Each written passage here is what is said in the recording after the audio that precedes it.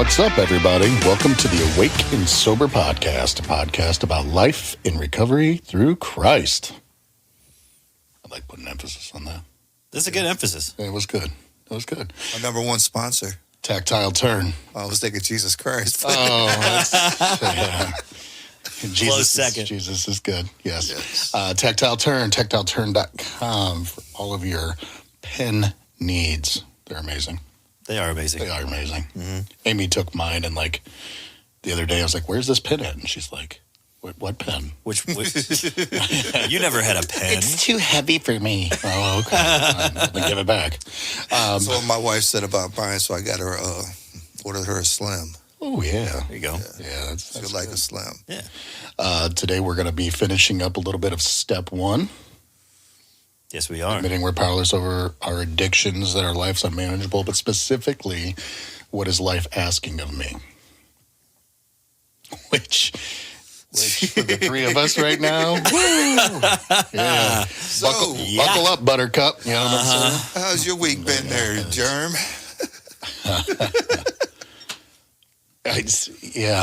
I text my sponsor this morning, and I said, a frozen pipe. Our furnace went out, and it's minus 10 degrees here in the Lou, right? Mm-hmm. My garage door busted on me. The chain almost took my head off. That was exciting. And then I had to look back and laugh at it because I have pipes that can freeze. I have a garage door, and I have heat. So, all in all, life's not that bad. I don't know. I'm looking at what was that movie, Money Pit with Tom Hanks? No, you're the third person that has said something about that today, and I just don't need. I mean, we believe in Jesus here, but I'm knocking on wood still. Okay. Yeah. I've been making sure I don't say that. Tom Hanks. I know. And fortunately, it has not cost us a lot of money yet. Yeah. So everything's been okay. You know? Right. This is your problem. You need to fix it. Cool. Yeah. And I'm not worried about the garage door. So, not right now, at least. Yeah. So, Derek, how are you? Yeah. Yeah, man. It's been a little tough, brother. I'm not gonna lie. Just right now, I'm a little upset and aggravated with work, without a doubt. But I'm gonna do my best to make the best of it. What I'm upset about right now is there's still a problem and no solution has been made yet, and not even the process of discussion of finding a solution has been done that I know of as of yet, and that's what's upsetting the most. But tomorrow will be another day, and hopefully by then we'll have one. Problems and solutions. Yes. We're going to wrap around back to that. We're going to circle back. Yeah, we'll touch on that. Yeah. Michael? Hi. Can I pass? No. We just shared ours. Yeah, I know. I couldn't do that to you guys. Just like you said, finding gratitude in what I do have. Work's been kind of tough lately. Relationship's been kind of tough lately. But I have a job and I have a relationship, At the end of the day, life is still good. I got air in my lungs. I got a job. I got a car. I can get to work. Very much so trusting in my higher power and just asking for help to get through it, I'd be lying if I said alcohol when I go into gas stations doesn't look good. And I've been kind of keeping that away for a little while. But, yeah, man, a lot of stressors. But I'm coping. I'm using the tools that I was given, and we're getting through. Tomorrow I have a choice. I can wake up and make a better day out of it, or I can stay in bed and wallow in self-misery. That's not going to do anything. That's not going to do anybody any good. So, yeah, overall, life is okay. Life is okay. Okay. It's okay to be okay. It's okay to be okay. Absolutely. It's okay to not be okay. Yeah. This is true. Yeah, this is true. Make sure you like, share, subscribe, whatever platform you're on. That would be great. You want to throw us out there on the socials. Yeah. You know what I mean? Spread the word. Yeah. So At least we could all laugh about this right now. well, yeah, right now. Right. To what degree do you have control over your life? Let's do it on a scale of 0 being cold, right? Obviously. Right. And 100 being hot.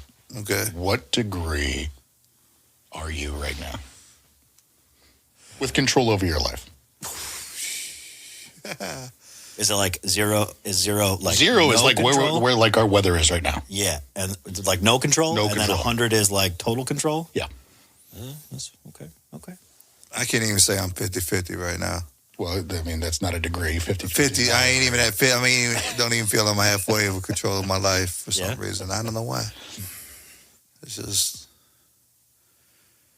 I don't know, man. It's today was just not a good day, I guess. I apologize if we see a little gloom today on the podcast, man, but I've just, it's one of those things, man. I'm like I said, I'm a little upset. But control-wise, I mean, I make the choice, like you shared, do I get up out of bed and go to work? No matter how upset I can be at the time, do I get up and go to work? I have that kind of control. So maybe, 65 degrees of control, maybe. Okay. Michael? I'm gonna. I really want to defer. I'm gonna go.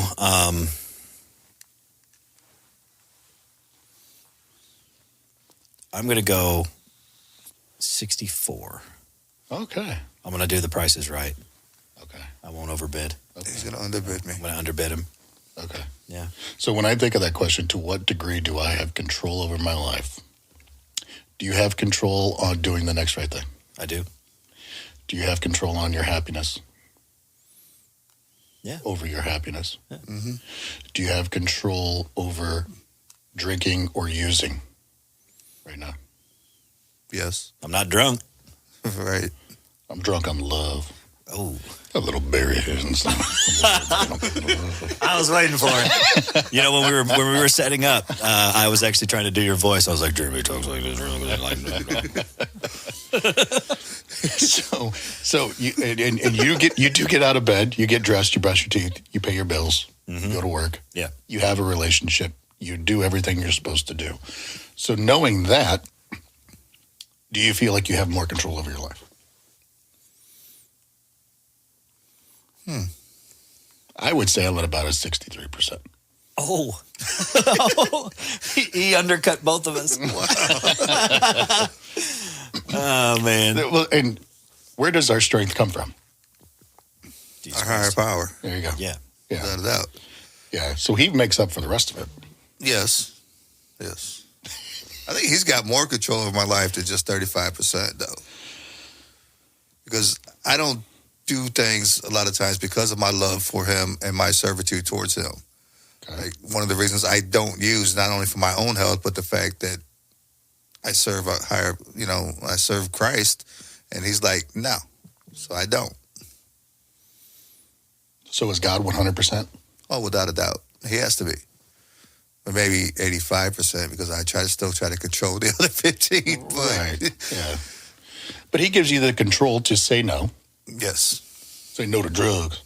Mm-hmm. He gives you Nancy Reagan over here. what? I said Nancy Reagan over here. Say no to drugs. This is your brain. This is your brain on drugs. Any questions? Oh, man. Those were great. The Yeah, they fried were. egg in the pan. Oh, yeah. I always like the one where the lady put the egg on the table, said, this is your brain, and then took the skillet and smashed it. So this is your brain on drugs. Any questions? Yeah. Good God, lady. It's mush. Yeah. Excuse me. So when you put it in those terms, I mean, it does. We do have, and I'm glad you put it like that because it really does show we do have a lot more control than we think we do. You know, sometimes for all the people that are watching this, these are 3 people that are in long-term recovery. And I just want everybody to know that it's okay to have a bad day. You know, unfortunately, all 3 of us are having a bad day at the same time. Yeah. And but hopefully, this will help you guys, see and realize that no one's infallible. We're not perfect. We're human. We have emotions. We have feelings. We have thoughts that sometimes can take us over, and can control us. But what do we put it up to relinquish said control? So we can get ours back. Well, but like bringing that up though, like I shared, I'm a little upset about work. I'm upset about work because I'm choosing to be upset. So I do actually have the control over being the fact, am I going to be upset or not? Yeah. Like Shane likes to say, if I spit on you, do I make you wet or do I make you angry? Oh, yeah, I'll make you wet. He chose to get angry. I'm going to try to do my best, Shane. Now, do you get wet or do you get angry? He sound like Kumo Jack or whatever that kid's name was back in the day. I'm not here today. My name is Shane Lastway. Yes. Shane's not here with us today. Y'all Shane's going to love this. I wonder if he's had a good day. I mean, we can't answer for him. We can't answer for him. Did he sound more chipper on the phone than we do? Well, he's going to play pickleball, so he's pretty happy. Oh, pickleball. But he's working at the church, getting, so we can get Reclaiming Hope up and going. So he's working on the building. So he's been doing that all day. So he's a little. This is talking about a man that doesn't normally get his hands dirty. Hey, Shane, nothing but love for you, buddy. But you know as well as I do, you don't like to get your hands dirty. You're out there doing it right now. So power to you, brother. I have nice pins for a reason. He's painting. You see him put his hands up? Yeah. I don't like to get my hands dirty. Like, yeah, I know. Yeah, that's yeah. I mean, everybody that's been listening, if this is your first episode, yes, we're all in recovery. But if you've been listening for a while, it's one of those things where when I have a bad day now, I don't have to drink over it. And it's because of, bringing it back, step 1. I know that I'm an alcoholic, or An addict. Yeah. You're an addict. Mm-hmm. And what would literally walking into the gas station and buying alcohol do for you right now? There's not one good thing that would happen. Like literally. No. It's, it's going to make everything worse. Because I'm going to drink and then I'm going to get anxious and I'm going to get really, really depressed. Like right now, I'm more like I'm irritated and I feel like I've failed. Okay. But if I drank, I would be at home crying myself to sleep. Calling yourself a failure in your head. Yeah, calling myself a failure and believing it. Like I know I'm not a failure. We have bad days, right? Negative self-talk. Yeah. Those automatic negative thoughts, right? Those ants. Yeah. Those are in my brain, but I'm not like dwelling on them. You know what I mean? As I would if I would be drinking. I'd be dwelling and I would continue to drink until those things went away, until I woke up and oh my goodness, they are still there. Mm-hmm. It wouldn't do any good. And that is... You'd even get to the point of isolating yourself, wouldn't you? Oh, dude, immediately. Yeah. Like, I'd say, and I live with my parents, I'd be like, Mom, Dad, I'm home. And they wouldn't see me for another 4 or 5 days. Yeah. I'd have DoorDash bringing me out. No, you'd have us busting through your door. That's what you would have. This is true. See? Support system right here, guys. Yeah. Support system. That is the facts. And we vice versa. We ain't no little guys either. We're coming in. Yeah. Throw me over the shoulder. Yeah, Big Bear's coming in. I can imagine. I don't want to see it, but I'll be like the Kool-Aid man. Oh yeah. You know what I mean? Bust through the door. Heard somebody's drinking. You going with me? Oh yeah. Oh yeah. Now y'all Get in sounding the like truck. Roddy, the Macho Man, Sam. Yeah. Or whatever that. Oh yeah. Oh yeah. You're not gonna be drinking anymore. Are you a big guy? No. I love we have this vessel to get all of our things out. Yes, This is great. About it. Yeah. So we started off on control. Okay, what degree do I have control over my life? So with the amount of control that we do have, we can ask ourselves, what is life asking of me? To improve the lives we come in contact with? Oh, gosh. Yes. Yeah. Yes. Yeah. Yes. Right. Yeah. I think it goes. It's not. I feel like it's a core question. To your core, what is life asking of me? And sometimes I don't know that answer. A lot of times I don't know that answer. I just get caught up in the day-to-day life. The day-to-day struggles.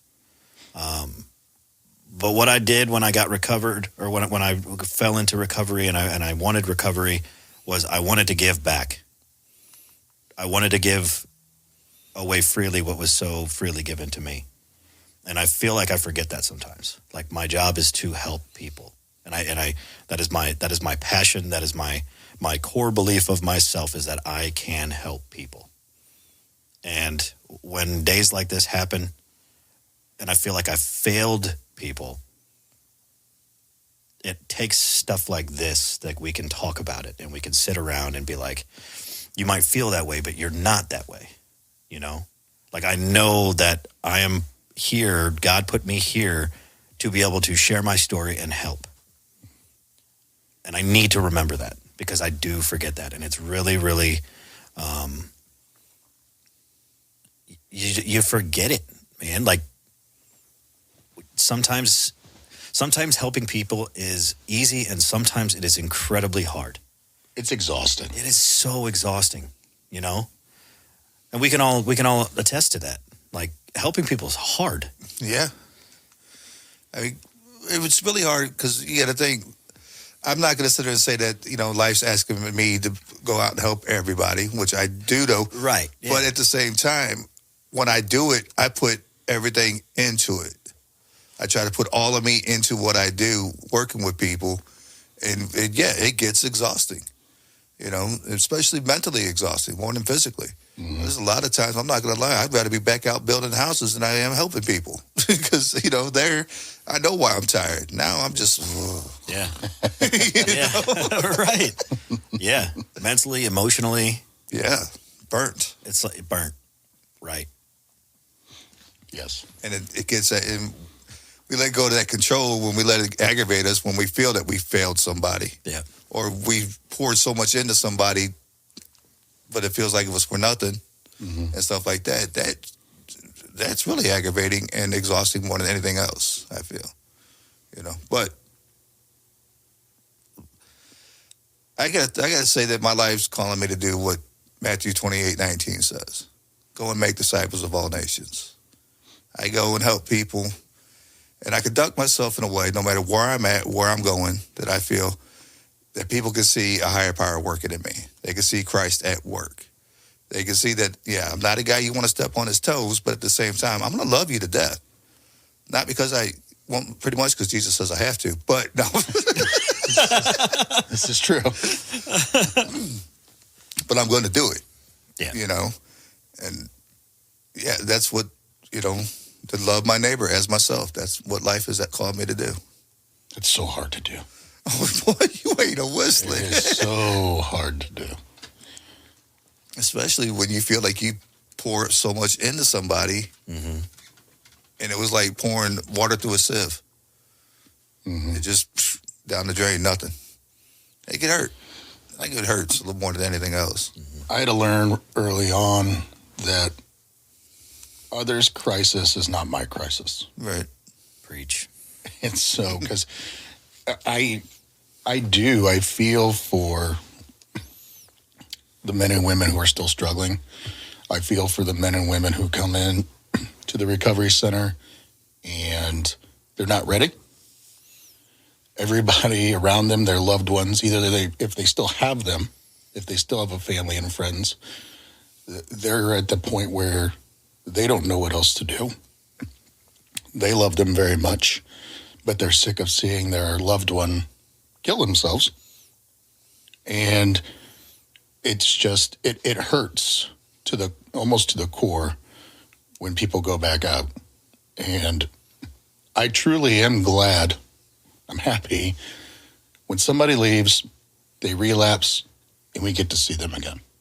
Like when I say, I'm glad to see you, I really mean that because that means there's still a chance. Because a lot of people don't get that second chance. I was sharing with the guys today that sign that Shane gave me a long time ago. Not a long time ago, but I get to do this, and I've talked about it before. And it was really resonating with me last week when I had troubles with a client who was struggling. And I felt that because I see there's a lot of parallels in our recovery and our lives. So as he's going through this struggle, I'm like, man, I don't know what else to tell this guy. And then I'm like at the point where I just wanted to, I was going to kick him out. I was done. I'm like, I'm done with you. Go figure it out on your own. And then I looked up and I saw that sign and I said, I get to do this. I'm like, son of a gun. Why did I lie? You know? But then I shared that today. I said, I brought it out and I said, guys, look, you get to do this. You have a chance of getting this recovery thing right. And so if you're sitting here, that means whatever tried to kill you is not done, didn't win. And that means that you are the fortunate one who has an opportunity to go out there and share that with somebody else, who in turn is probably going to share that with somebody else. And that's how it works. But Yeah, the pyramid scheme, right? it is a pyramid scheme, but it doesn't cost anything. Yeah, You know? links in a chain is how I look at it. You know, I'm the same way. When people come back in, I'm like, and they're like, oh, I'm like, how you doing? You know, they're like, well, I've been better. I was like, yeah, you've also been worse. Yeah, you look like bleep. Yeah, yeah, right. But you know what? You're here. Yeah. You can't do anything. You're here. Yeah. Let's move forward. Yeah. You know, and it's like, dude, Mike, take your own advice. What has happened is done. I can't change anything about it. The only thing is I can learn from it and try to move forward and take that next right step. So, you said we were going to get back to something. What were we going to get back to? I don't remember now. Oh, damn. I need to use my tactile turn pen. Yes. Keep a little Take notepad notes. here. Notes. Yeah. Yeah. You used to do that all the time. I know. You used to always have your pen and pad there with us taking notes. I know, and that's, I don't know. I guess I got a little too comfy. Well, I was talking about a situation at work and being aggravated, and you were like, we're going to come back around to that. Something. I don't remember. But as we're talking about control, is when we're talking about these clients coming back, how much control you think that they have actually over the alcohol that they feel inside themselves? I think this is a moment that we might want to share with them that they have more control over that than they really give themselves credit for. They're stronger than they feel that they are when it comes to having that control. But mentally, where do you think they're at? Shame and guilt. Yeah, well, I get that. I'm talking about the control factor, dog. They don't have control. Yeah, I would say, I mean, how much control did you have before you got sober? How much control did you have before you got sober, Jake? Well, I chose to go get high. Right. Yeah. And I ask this question a lot in my groups. It's, when did it change from wanting to use to needing to use? And then when did it change from wanting or needing recovery to wanting recovery? I asked them, can you guys put it on a timeline of when you went from wanting to use? Because I wanted to use for many, many years, but then I needed to use, that choice was taken away from me, I feel, by the substance itself. I had zero control.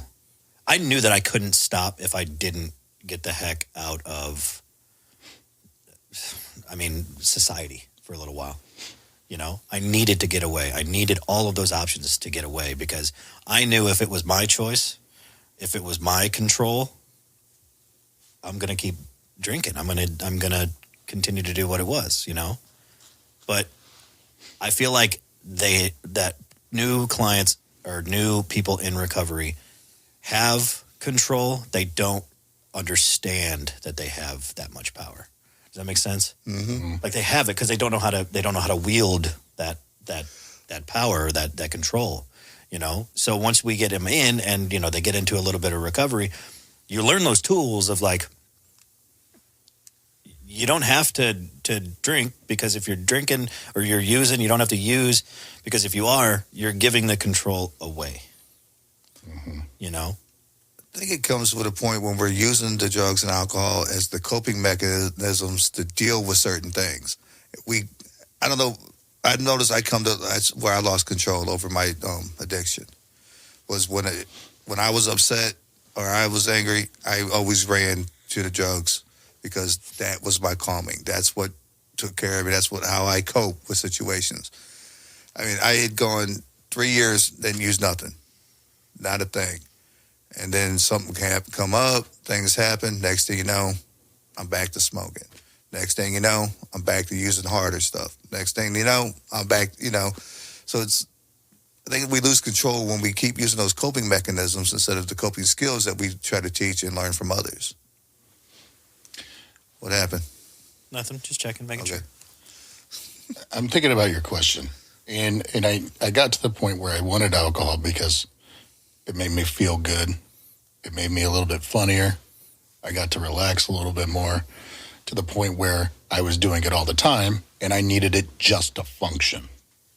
Like, I needed it so I could put the food in my mouth on a fork without it falling off. Like, that's where it was.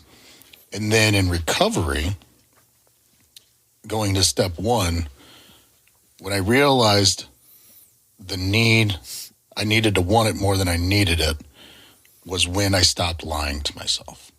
I had to be honest with myself, and it starts at step one. When I finally stopped lying to myself and said, you know what, I am an alcoholic, and my life is unmanageable. Like, I can't do this anymore. Because, again, it was leading me to an early grave. And it's like, if I go now, okay, I'm good with that. Yeah. Mm-hmm. Before, I didn't care if I went or if I lived or if I died. But, like, I asked myself the question because several weeks ago we went to, I had a funeral of a friend and who was in the program with me when I went through. And I look around the room and I'm like, who's going to be at my funeral? Like, what are people going to say about me at my funeral? Well, he was a real prick.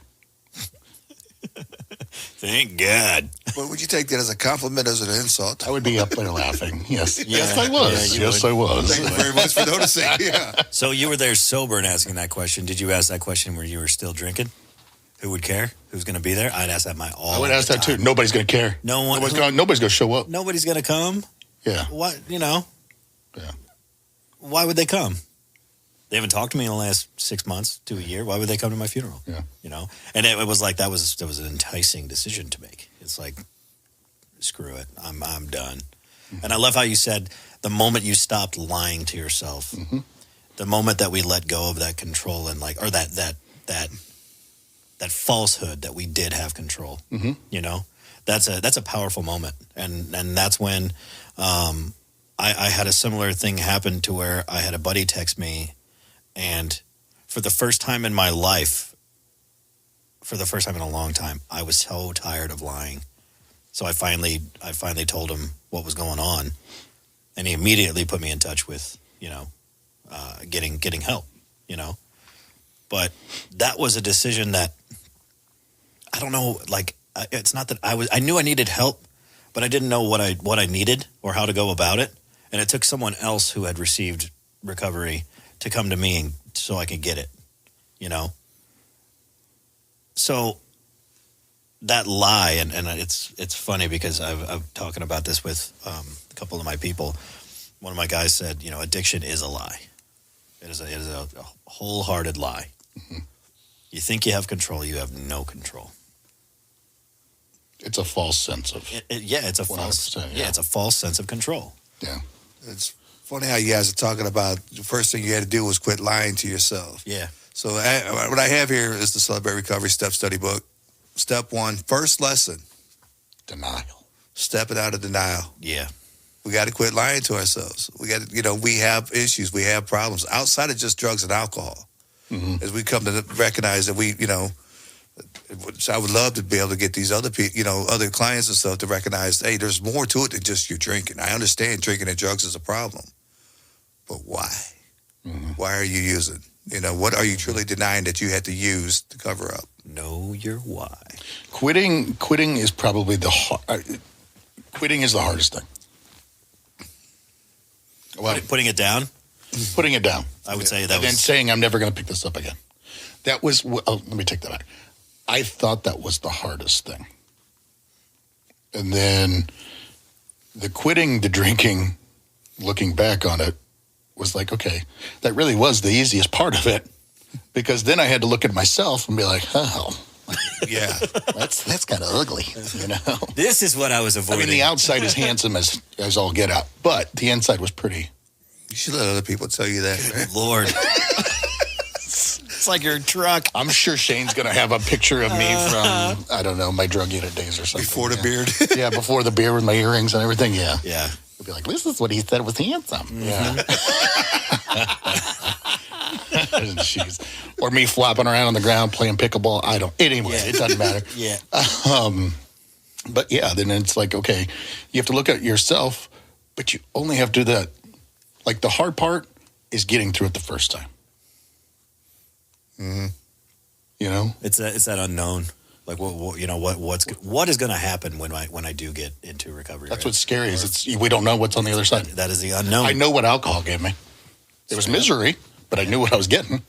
But like it was shared, it was your coping mechanism Yes. to deal with things. And I think that's what we get scared about the most. How am I going to handle this now that I'm sober?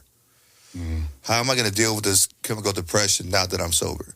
How am I going to deal with the deaths and the stuff that's happened and the trauma that I dealt with as a kid? How am I going to deal with that now that I'm sober? I think that's what scares individuals the most. Because now, like you said, you had to face yourself. Mm-hmm. And everything that's bothering you, that's hurting you, that's really the real issue, it's hard to look into. I think that's what scares people the most. But it kind of goes back to our next thing, which is worse, failing or never trying. You're never going to know exactly what you're capable of doing, even in recovery, especially in recovery, if you're not doing it. Mm-hmm. And I would like to think that, not giving recovery a shot would be a lot worse than failing at it. Excuse me. I don't know if that makes sense. Mm-hmm. Yeah. You can't fail if you don't try. Right.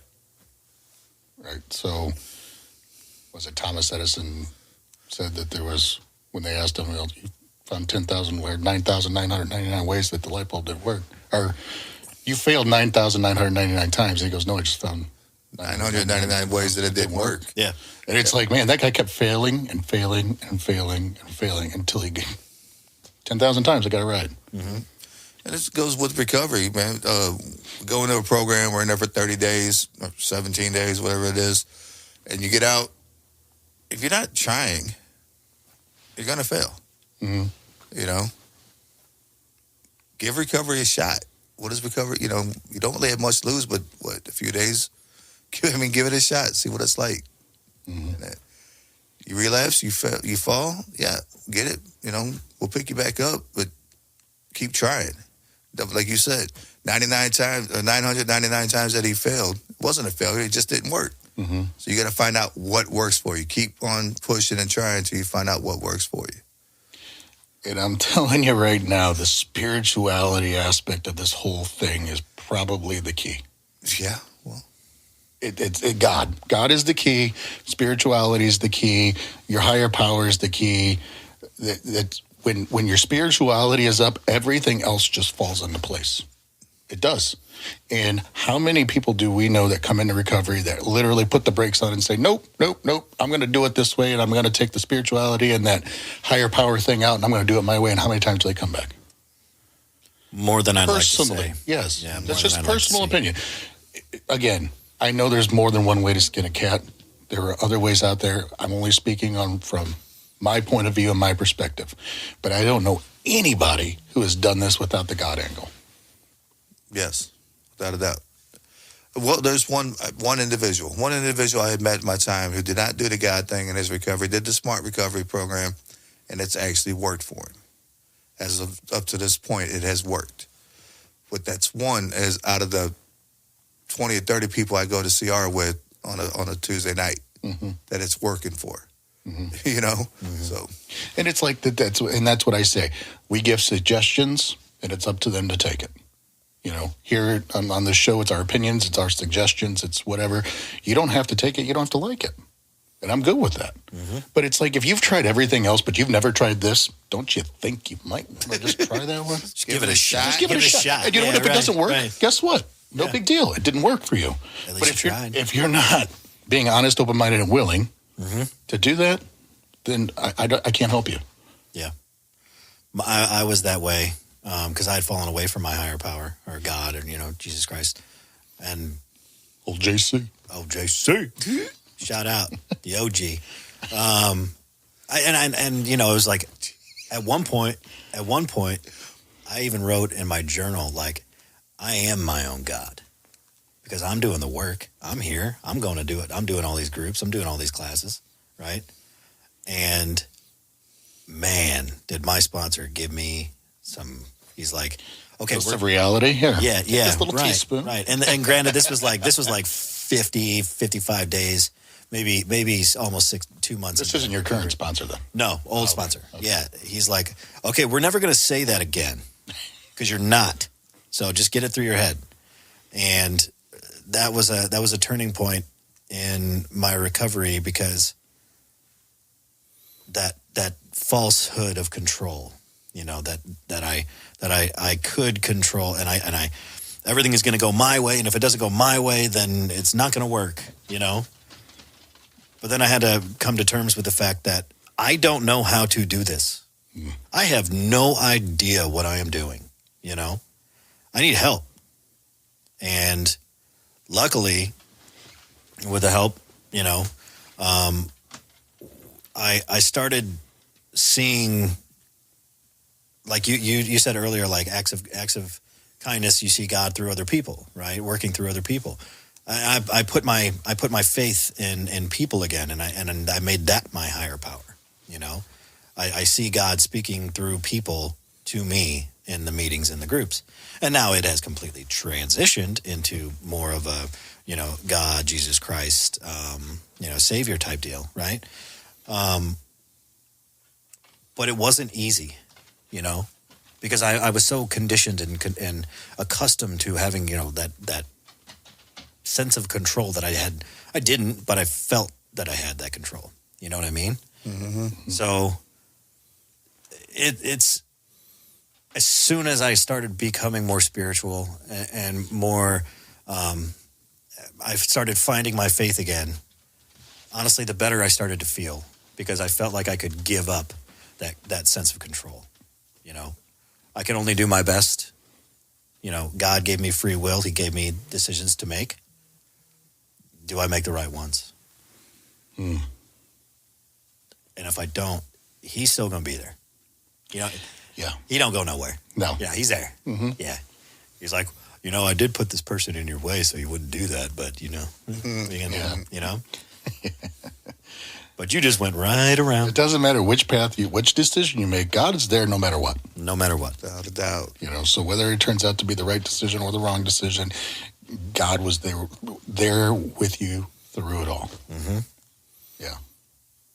That's the number one thing, too. He's always with us. Won't fail us or forsake us. And that's having a belief like that, knowing that God's going to be there for us, even in our recovery. Very relaxing. We say, almost like Mike was saying, when I was able to find that faith, I could let go of that control. And it's like when I have that control and I'm thinking I'm running stuff, thinking, I'm better than God at the moment. I'm not like that, but when I feel like that way, when I have the control, I think I have the control, and things aren't going the way I want them to be in control, what does that do? But nothing but tear me down. Mm-hmm. When I'm letting go of that to God and giving it to Him, that's one less thing I got to worry about. I'm good. Yeah. Yeah. And I think that's another thing, too, is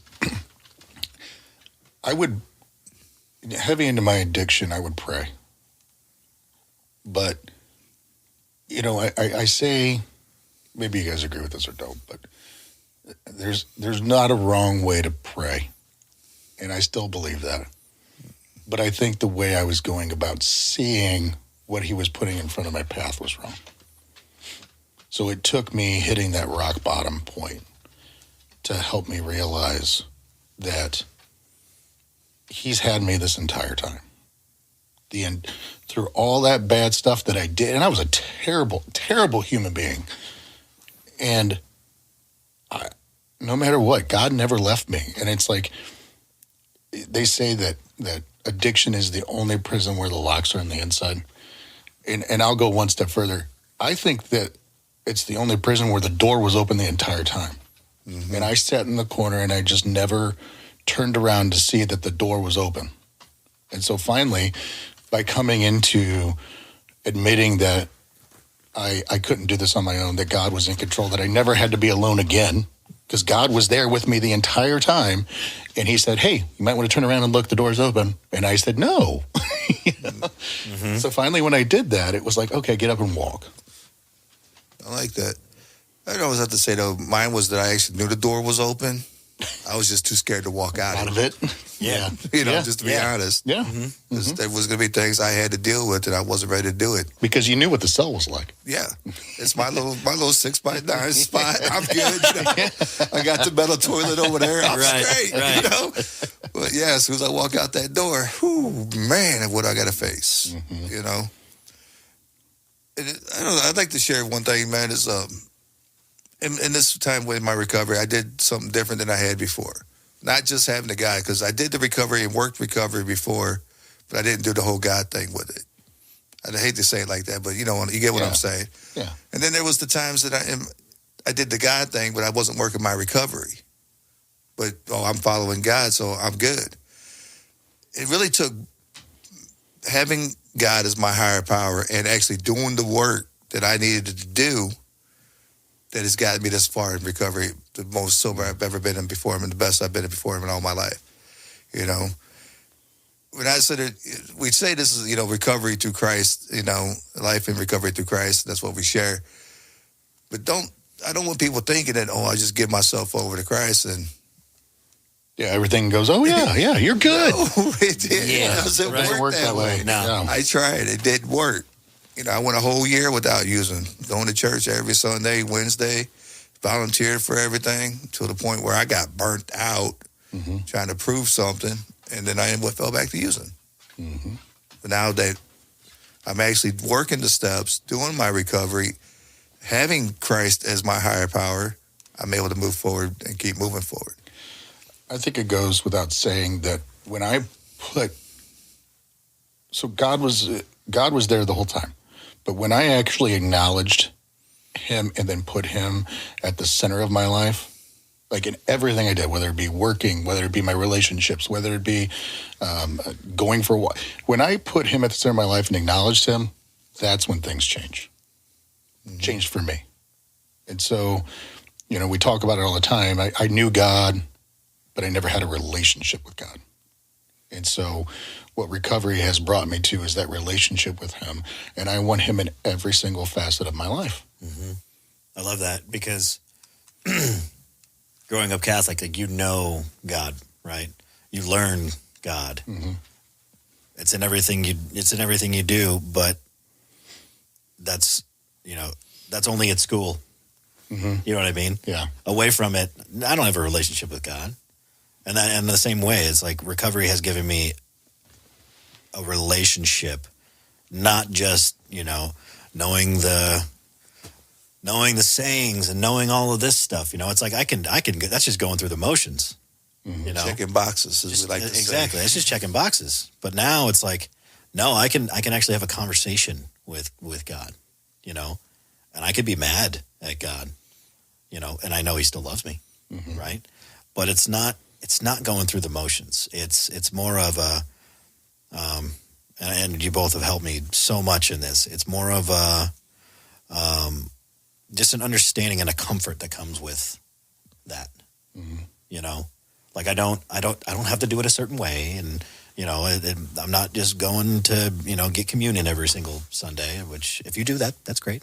I did it for many, many years, but I'm learning how to have a relationship more with something that, to me, is becoming more feasible, like more tangible every single day. And I wouldn't have that without, obviously, you guys and Shane and recovery. Like I wouldn't. There's no way I would be here right now if I didn't have recovery. Mm-hmm. You know, No, there's not. if I didn't first admit that I was an alcoholic and life was unmanageable, if I didn't take that first step, it's a leap of faith to fall in. It's a leap of faith to get back in touch with God. It's also a leap of faith to begin that first step and admit that you are powerless. We are powerless. That is a huge, huge step. To me, that's like the most important step. Right. I mean, you got to look, having to take that step or taking that step, you're setting aside pride and all these other little things that have a tendency of holding you back. And because pride seems one of the biggest ego, faults. control. Yeah. Yeah. When you take step one, you take that first step and work that first step, you're letting all that go. That takes a lot. I admit it. It's just like that first step of walking out that prison. Then I know the door is wide open, and I don't have to sit in those 6x9 every day, hoping somebody bring me some food. Right? No. But then you walk out that door. You take that first step. Step one. I'd love to sit there and try to say all the steps are easy, but those of us who have worked them know that they're not all that easy. But you take that first step. Step one, you recognize that you don't have that control over, what the drugs and alcohol have done to you. Recognizing that doesn't make everything that much easier, but at the same time, though, it gives you that little kick in the butt to kind of get moving. If you're able to go through step one, the rest of the steps are easy to approach. There's a saying that says the best part about being in a group is you never have to do it alone. And I think that goes with saying with our relationship with God is first and foremost, we're with him. We're never alone. But then he wants us to surround ourselves with others. That's what we were meant to do. We were meant to help others. We were meant to be in a pack, per se. I don't know if you guys have heard, but like when they reintroduced wolves to Yellowstone, it changed the ecosystem, like in a good way. Like the river started flowing differently because of the beavers, and then the buffalo moved, and then this herd moved, the elk moved, and it's like, so everything had a purpose. And so when they took that out, it kind of just went all awry because that's not the way that God created it to be. And it's the same thing with us. It's like, what is life asking of me? Well, what did God create you to be? God created you to love your neighbor, love him, love your neighbor, help others. And I think that's what we're meant to do, is to give away what's been given to us. At least for me. Ditto. Yeah. Are we about time to wrap it up. You got We any? can keep talking on this. We can talk on this all For day being a long, little man. It's crabby, I powerful think we one. did all right. Yeah. I feel a lot better. Yes. Me too. I feel much better. I feel like men's are needed. I don't know what it is about your face, but I just want to. It's his gamer face. Whatever it is. Just Whatever it is, change it's- it. Just change it. Shane is not here, but shout out to him. Yes. Derek, What's up? in closing. In closing, I wanted you guys out there to listen to this that are still stuck in your addictions, and that recognize the fact you're stronger than you think you are. Take that first step, work step one, and you come to recognize that the more you go through the steps, the easier, I don't want to say easier, but more conveniently you start, your recovery starts coming to you. There you go. That sounded better. I dig it. Yeah, and I think the first step to simplify it is I can't. I can't anymore. Can't do it. Yeah, there's hope after that. I promise. That is a promise I will make. I do have a verse. Do you have a verse too, buddy? I didn't get one, no. Oh, okay. I've been looking. Deuteronomy 7:9. Know therefore that the Lord your God is God, the faithful God who keeps covenant and steadfast love with those who love him and keep his commandments to 1,000 generations. So celebrate recovery. When we do the steps, we have biblical comparisons to the things. So step 1 verse says, "For I know that good itself does not dwell in me, that is in my sinful nature. For I have the desire to do what is good, but I cannot carry it out." Romans 7:18. That's where we come to recognize that, sinful nature is like everyday life to us. Knowing that we can't control it outside of ourselves and we need that higher power. Step 1, stepping out of denial. Amen. Amen. Anything else? Make sure you check out tactileturn.com. Sober 15. Get 15% off. Sober the pen. 15 when you Yes. click on that. Yes. Absolutely. Yes. And don't forget to like, share, and subscribe. We are on all podcast platforms. In closing, the first word of any program that you work is we. And I hope that everyone out there understands that it's not an I program, it's a we program. Together we are strong. And So we are all better individuals right now for being here together as even though we were upset by ourselves. I know. yeah. Ain't that something? Yeah. It's funny how that Yeah. works. If you began this podcast and you're watching it, if you don't see a major change into us at the end of it, just 3 of us talking about what we believe and what we know in our hearts to be true, something's wrong. You're blind, and I say And that that's okay if you are. and that's okay If you're only are. listening and you're Yeah. blind, that's okay. It's okay, but it's amazing. It's amazing, and I don't want to hate on any listeners, but it's amazing what happens when you get down with like-minded individuals. You sit down and you talk about what's going on in your lives, because it really does. It makes a huge change. And really, how much did we talk about the problem that's really bothering us? We didn't talk about anything. About the first 5 to 10 minutes Before of it. the podcast. Yes. Yeah. Well, whatever. But I'm saying we talked about something else, Yeah. and it got us out of our heads. Yes.